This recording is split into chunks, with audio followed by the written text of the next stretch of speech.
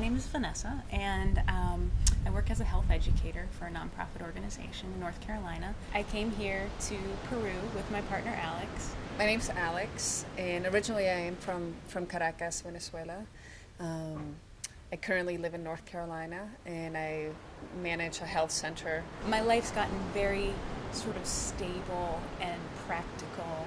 I have recently become interested in shamanic work.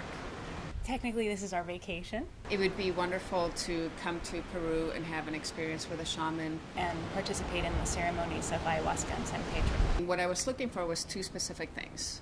One was I wanted a cleansing.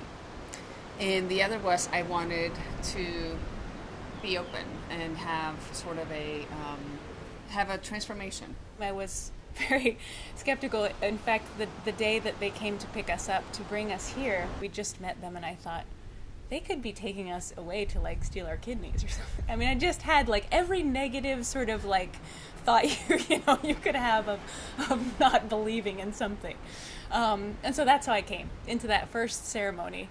The ayahuasca it completely melted all of that away.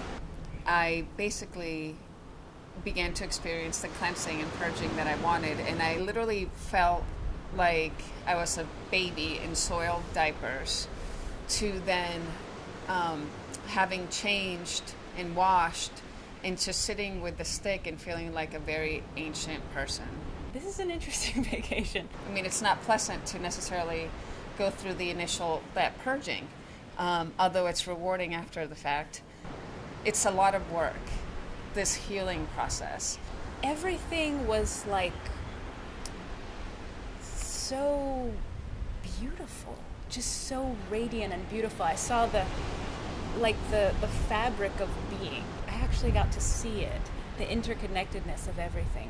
There's things that we carry around with us that we may not be aware of. Coming out of the whole ayahuasca experience, I just felt completely reborn. Yes, everything is... The second time I was given the San Pedro. And wow, San Pedro. Profound, incredibly rewarding. I'm so thankful for it, but not something light. Every sense is heightened. I heard this strange sound. I couldn't place it. It was my pants. I had this sense. I don't necessarily associate it with them being specifically my lives, but just a sense of some of the intense things that have happened on the planet. Universal sense of the suffering of the world. Nagasaki, and the sensation of being blown into smithereens. This weariness of all people throughout all time. The sensation of like this incredible pain in my heart, like the Grand Canyon of pain. It brought up some of my fears. There could be scorpions out here, you know? When I had my eyes closed, it was just like 1,000 shooting stars were just shooting out of the top of my head. And I would open my eyes and see shooting stars. I'd see the blanket and I thought, I better really shake it out, make sure there's no scorpions on it. I had a sense of 4 golden sentries, very tall, maybe like 8 feet tall. So I kind of laughed about that, thinking, I'm concerned about there might be a scorpion, and yet it's like I just ate like 100 scorpions, right? And then becoming just like the Transformer movies, like my body like going, like just changing into a very different body. Seeing the humor in everything, like seeing the irony, that life is very simple. We make it very complex a lot of times. This is cool. I was like, okay. The pain and then the healing part and reconstructing. After having gone through that portion, I was hesitant to look at my watch, but I couldn't help myself when I looked and it was 8 o'clock at night, and I was like, oh my God, I felt like it was almost dawn. I just laid there for a very long time, and then eventually Vanessa came over and I said, do you want to just lay with me for a little bit? So we laid in the hammock together.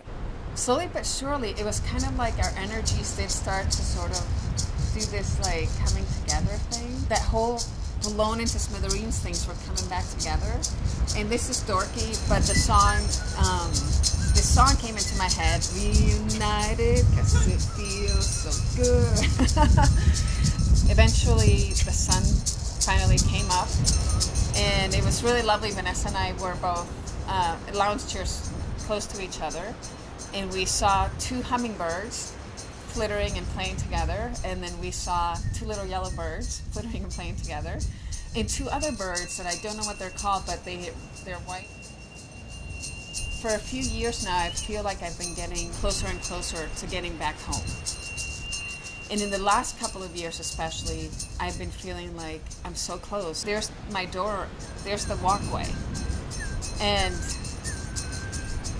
I arrived. I sat in my living room during the San Pedro experience and drank a cup of tea.